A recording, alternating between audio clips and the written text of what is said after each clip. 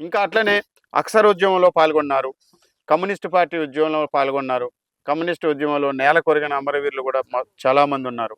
అట్లా వాళ్ళ గురించి కానీ లేదనంటే అక్షరోద్యమంలో మీరు పనిచేసినటువంటి కాలం మీద మీకు అనిపించినటువంటి పాటలు కూడా రాశారుగా, ఆ పాటలు. అయితే అన్న మేము అక్షర చదువేలు కార్యక్రమంలో పనిచేసినప్పుడు రత్నకుమార్ సార్ అని మంచి రచయిత, వారు గవర్నమెంట్ టీచర్ అనమాట. వారు రాసినటువంటి పాట ఈ సందర్భంగా గుర్తు చేస్తాం.